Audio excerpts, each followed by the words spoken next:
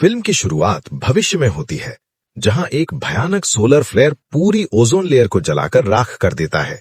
धरती एक सुनसान जलती हुई बर्बाद दुनिया बन जाती है। पूरे अर्थ पर अजीबोगरीब तूफान, आंधियां और तबाह कर देने वाले मौसमी हादसे होते रहते हैं।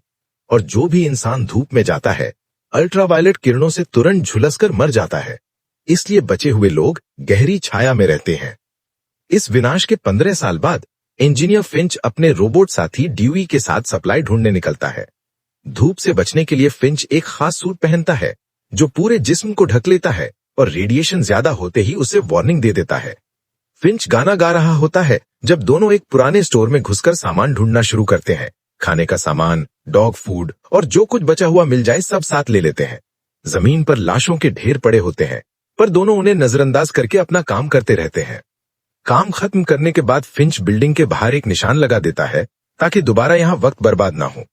फिर वो ट्रक में बैठकर अपने मार्क किए मैप के सहारे रेत से ढके हुए और पूरी तरह से सूने पड़ चुके टाउन से गुजरता है। कोई भी जिंदा इंसान आसपास नहीं होता, इसलिए फिंच बेफिक्री से रास्ते में आई पुरानी गाड़ियों को ट्रक से धक्का देकर साइड कर देता है। अचानक फिंच के सूट में अलार्म बजता है। दूर से एक बहुत बड़ा सैंडस्टॉर्म सीधा उसकी तरफ आ रहा होता है। फिंच जान बचाने के लिए ट्रक तेज चलाकर शहर से भागता है। कई पुरानी गाड़ियों से टकराने के बावजूद वो बहुत मुश्किल से स्टॉर्म के पहुंचने से पहले निकल पाता है। शहर से बाहर निकलते ही वो अपनी अंडरग्राउंड लेबोरेटरी तक पहुंचता है। ये वही जगह है जहां वो पहले एक स्पेस एनर्जी कंपनी में काम करता था। तूफान और ज्यादा पास आ रहा होता है, लेकिन फिंच जबरदस्ती ड्यूई को खींचकर बिल्डिंग के अंदर ले आता है ताकि हवा उन्हें उड़ा ना दे। अंदर आ जाने के बाद वो अपना सूट और ड्यूई दोनों को अच्छे से साफ करता है। फिर वो खुद भी शावर लेता है। इसी दौरान उसे तेज खांसी चढ़ जाती है।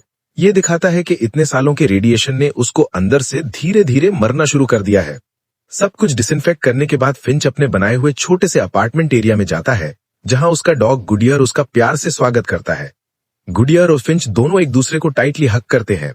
गुडियर हैप्पीली वो डॉग फूड खा लेता है जो फिंच लाया था, लेकिन फिंच खुद सिर्फ एक ड्रिंक पीकर काम चला लेता है, क्योंकि उसके पास खाने का स्टॉक बहुत कम बचा है। वो आज मिला हुआ सामान फ्रिज में रख देता है और एक पीच की कैन को देखकर रुक जाता है, पर फिर खुद को याद दिलाता है कि ये कैन किसी खास दिन के लिए बचाकर रखी है। इसके बाद फिंच अपने सबसे इंपॉर्टेंट प्रोजेक्ट पर लग जाता है, जो एक ह्यूमनॉइड रोबोट बनाना है, जो उसके मरने के बाद गुडियर का ख्याल रखेगा। एक रोबोटिक आर्म लाइब्रेरी के सारे बुक्स उठाकर स्कैनर में डाल रही होती है, जिससे सारी नॉलेज डेटाबेस में अपलोड हो रही होती है। ये डेटाबेस रोबोट के दिमाग का बेस बनेगा। वो सिर्फ एक ब्रेक लेता है गुडियर के साथ थोड़ा खेलने के लिए। गुडियर खुशी से बॉल के साथ खेलता है और बॉल वापस भी लाकर देता है, जिसे देख फिंच थोड़ा मुस्कुरा देता है। शाम को फिंच रेडिएशन पर एक किताब पढ़ रहा होता है और जैसे ही उसे पता चलता है कि उसके पास बहुत कम वक्त बचा है, वो परेशान हो जाता है। सोने के बजाय वो रोबोट पर काम जारी रखता है, क्योंकि उसे ये प्रोजेक्ट पूरा करना ही है। रोबोट का सिर लगभग कंप्लीट हो चुका है, बस आंखें अभी नहीं बनी है।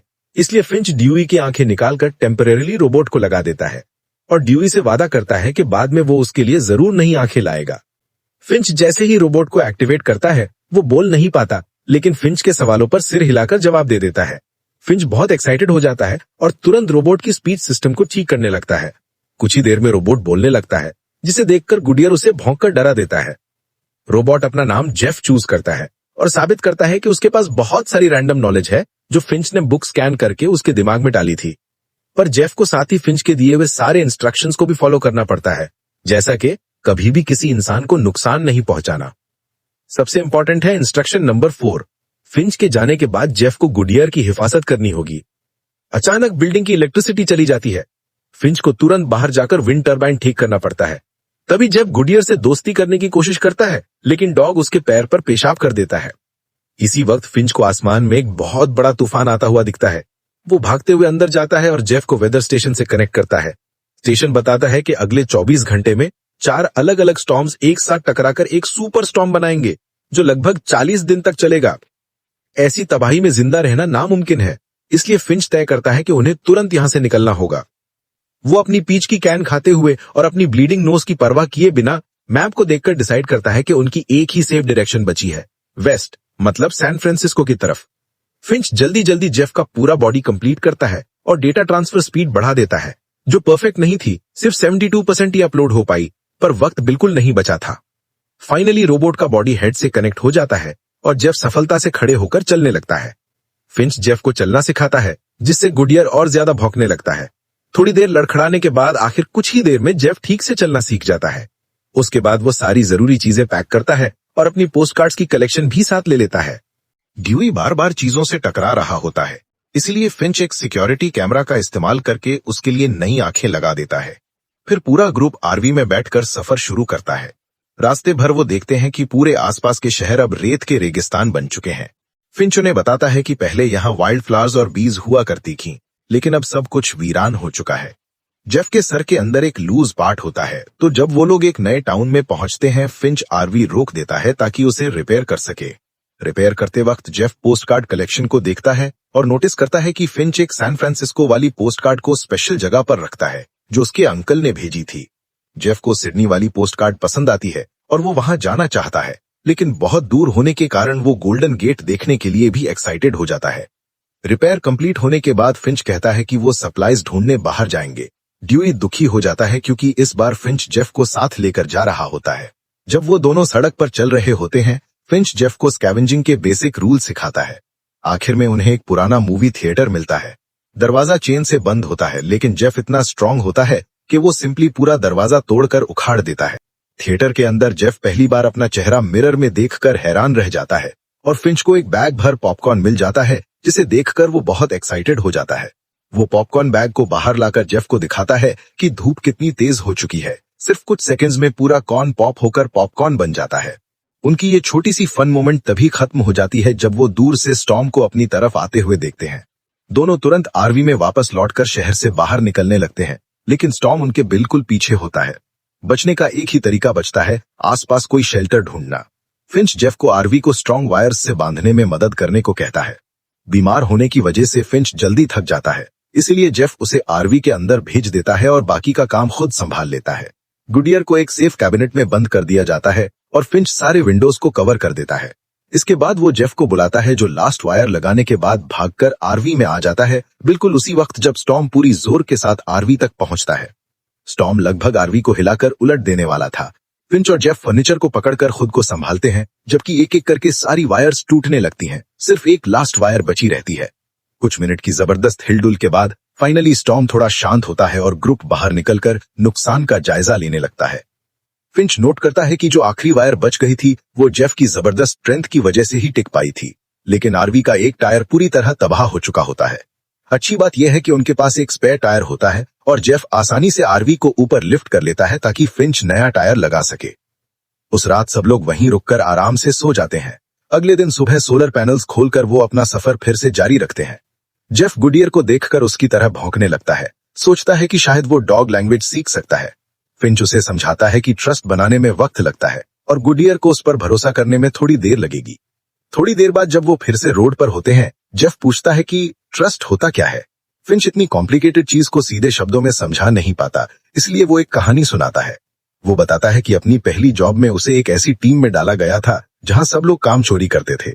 एक सॉफ्टवेयर का बड़ा प्रॉब्लम भी उसने अकेले ही सॉल्व किया, लेकिन क्रेडिट पूरी टीम को दे दिया और ये देखकर सब लोग उस पर भरोसा करने लगे।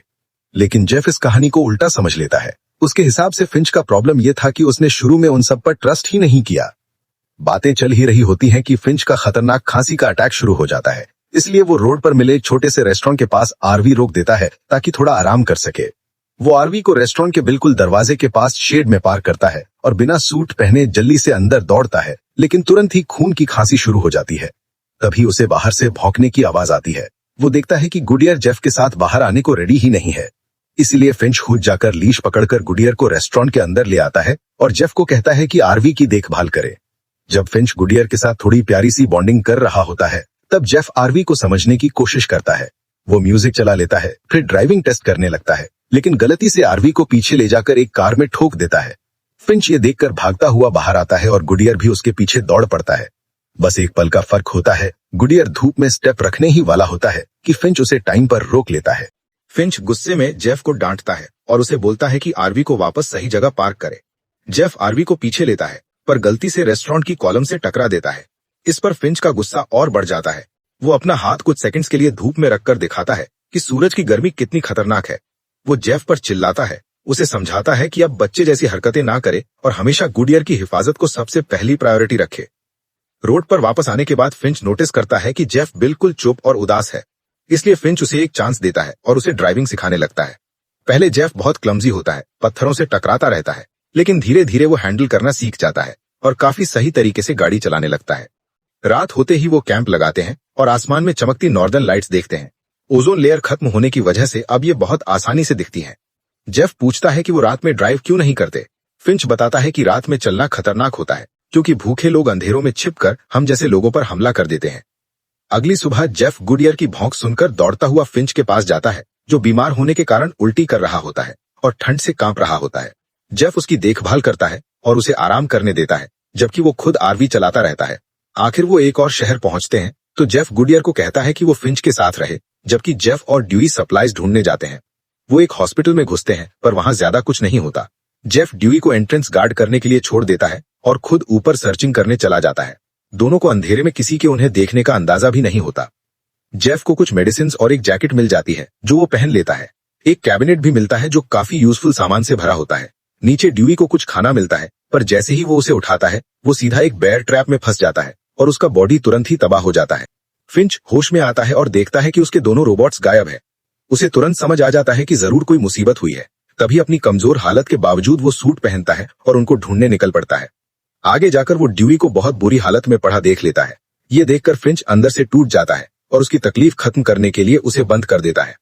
अचानक उसे आसपास किसी की हरकत महसूस होती है और वो अटैक करने को तैयार हो जाता है, लेकिन वो सिर्फ जेफ होता है, जो अपना नया कोट पहने वहां खड़ा होता है। फिंच उसे डांट देता है कि वो पहचान क्यों नहीं पाया कि ये जगह एक ट्रैप थी। इसी बीच उन्हें आसपास अजीब सी आवाजें सुनाई देती हैं और दोनों तुरंत वहां से भागना शुरू कर देते हैं। सीढ़ियों पर चढ़ते वक्त फिंच की सांस फूल जाती है और वो घुटनों पर गिर पड़ता है, लेकिन आवाजें और करीब आती जा रही होती हैं। जेफ उसे उठाकर संभालता है और दोनों बिल्डिंग से बाहर भागकर निकल जाते हैं। जैसे ही वो आरवी तक पहुंचते हैं, बिना वक्त गवाए वो उसे फुल स्पीड में चला देते हैं, पर उन्हें पता ही नहीं चलता कि एक कार उनका पीछा कर रही है। कुछ घंटों बाद रात घोर अंधेरी हो जाती है। तब फिंच उनके पीछे आ रही बारी को देख पाता है। जेफ रात में भी देख सकता है, इसलिए वो हेडलाइट्स बंद कर देते हैं, बट फिर भी वो कार उनका पीछा नहीं छोड़ती।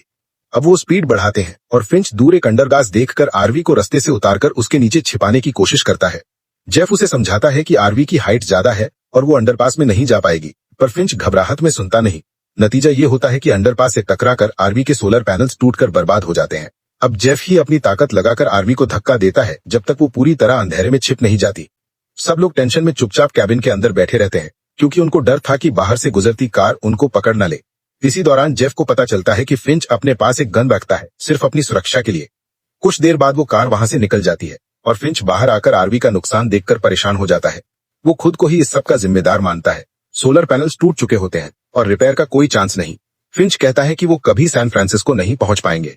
जेफ उसे समझाने की कोशिश करता है, पर फिंच गुस्से में उस पर चिल्ला पड़ता है। लेकिन जेफ हारता नहीं। वो फिंच के पीछे आरवी के अंदर जाता है और कहता है कि वो उन पर विश्वास करता है। इस बात पर फिंच अपनी पुरानी कहानी सुनाना शुरू कर देता है। सोलर फ्लेयर के बाद जब जिंदगी बिल्कुल उलट पुलट हो चुकी थी, लोग बस किसी तरह जिंदा रहना सीख रहे थे। एक दिन फिंच एक सुपरमार्केट गया, जहां उसे सिर्फ एक नूडल्स का पैकेट मिला। तभी उसने एक माँ और उसकी छोटी बेटी को देखा, जिनके कार्ट में काफी सारा सामान था। लड़की के हाथ में एक गन थी और माँ बार बार उसे कह रही थी कि अगर कोई नजर आए तो गोली चला देना। फिंच डर के मारे चुप कर रह गया था। तभी एक पागल आदमी शॉटगन लेकर वहां आ गया और उनसे उनका सारा सामान छीनने लगा। उनका बहुत झगड़ा हुआ और उस आदमी ने गुस्से में कई बार गोलियां चला दी। जब तक फिंच बाहर निकला, माँ और बेटी दोनों मर चुके थे।